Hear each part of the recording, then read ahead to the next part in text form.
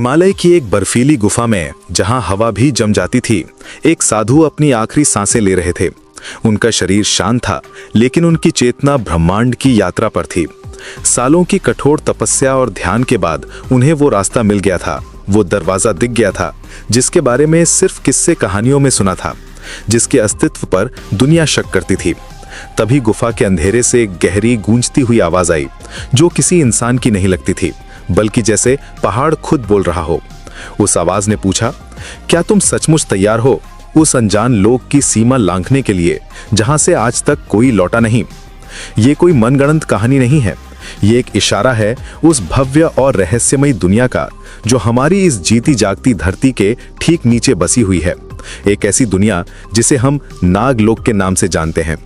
हमारे पुराणों और ग्रंथों में इसका जिक्र बार बार आता है, लेकिन इसे अक्सर एक कल्पना मान लिया जाता है। पर नागलोक केवल एक कथा नहीं है, ये एक ऐसा लोक है जो समय की पकड़ से बाहर है और जहां से लौटना लगभग असंभव है। इसे काल मुक्त क्षेत्र कहा जाता है, एक ऐसी जगह जहां ना समय की सुई आगे बढ़ती है, ना शरीर पर बुढ़ापा आता है और ना ही किसी को मृत्यु का कोई भय सताता है। तो सवाल ये है कि ये नागलोक आखिर है क्या, और इसमें रहने वाले ये नाग कौन हैं? क्या ये सिर्फ जहरीले सांप है जैसा हम सोचते हैं, या फिर इनका रहस्य कुछ और ही है? चलिए आज इस पर पड़े रहस्य के पर्दे को उठाते हैं और उस अनदेखी दुनिया की सैर करते हैं। इसकी कहानी शुरू होती है हजारों साल पहले, सृष्टि के महान ऋषियों में से एक प्रजापति कश्यप से। उनकी 13 पत्नियां थीं, जिनमें से 2 थीं बहनें, कद्रू और विंता। दोनों बहनें एक दूसरे से बहुत जलती थीं। उनकी ईर्ष्या हमेशा उनके रिश्ते पर हावी रहती थी।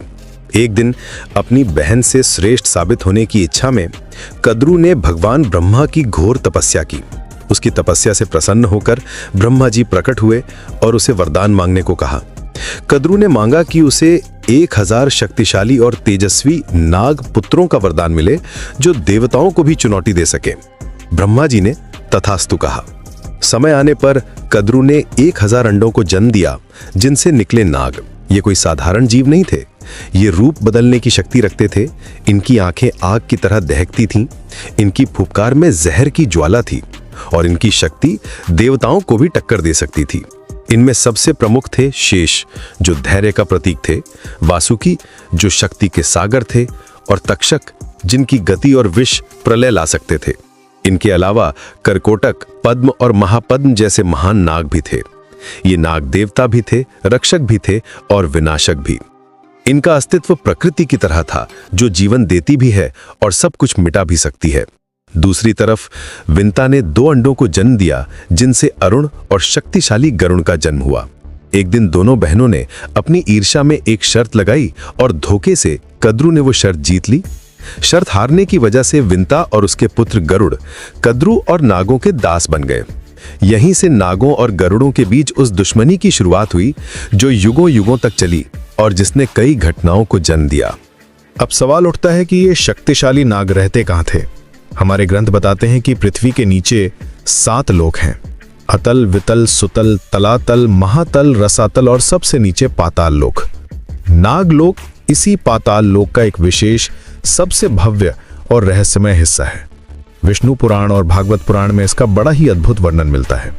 ये एक ऐसी जगह है जहां की दीवारें सिर्फ सोने की नहीं, बल्कि उन पर ऐसी नक्काशी है जिसे बनाने की कला इंसानों के पास नहीं है। छतें हीरे जवाहरात से इस तरह जड़ी हुई हैं कि वहां कभी अंधेरा नहीं होता और नदियां दूध और अमृत से बहती हैं। यहाँ कोई बीमारी नहीं है, कोई बुढ़ापा नहीं है। यहाँ का जीवन सिर्फ आनंद, संगीत और ऐश्वर्य से भरा है। लेकिन नागलोक की सबसे रहस्यमयी बात है वहां का समय। कहते हैं नागलोक का समय पृथ्वी के समय से बहुत धीरे चलता है, इतना धीरे कि पृथ्वी के कई साल नागलोक के एक दिन के बराबर है। इसका मतलब अगर कोई इंसान वहां चला जाए तो जब तक वो वहां एक दिन बिताएगा, पृथ्वी पर शायद सदियां गुजर चुकी होंगी। उसके अपने, उसका परिवार, उसका समाज, सब कुछ खत्म हो चुका होगा। यही वजह है कि वहां से कोई लौट नहीं पाता। लौटने के लिए कुछ बचता ही नहीं। नागों के सबसे बड़े राजा थे शेषनाग। वो अपने भाइयों के क्रूर और अहंकारी स्वभाव से बहुत दुखी थे। वो शांति चाहते थे, इसलिए उन्होंने राजपाट का मोह छोड़ दिया और हजारों सालों तक तपस्या में लीन हो गए। उनकी तपस्या से प्रसन्न होकर ब्रह्मा जी ने उन्हें एक महान जिम्मेदारी सौंपी। उन्होंने कहा कि शेषनाग अपनी शक्ति से पूरी पृथ्वी को अपने फन पर धारण करेंगे ताकि सृष्टि में स्थिरता बनी रहे। उसी दिन से शेषनाग धैर्य और शक्ति का प्रतीक बन गए। लेकिन नागलोक में एक बड़ी समस्या थी। वहां का समय स्थिर था, जो प्रकृति के नियम के खिलाफ था। इस संतुलन को बनाने के लिए शेषनाग, वासुकी और तक्षक ने मिलकर एक भव्य यज्ञ का आयोजन किया। ये यज्ञ हजारों सालों तक चला। तीनों ने अपनी दिव्य शक्तियों, मंत्रों और तपस्या की सारी ऊर्जा को उस यज्ञ की अग्नि में समर्पित कर दिया। यज्ञ के अंत में उस अग्नि से एक अद्भुत चीज का जन्म हुआ, एक नीले रंग का मणि जो किसी हीरे से भी ज्यादा चमक रहा था।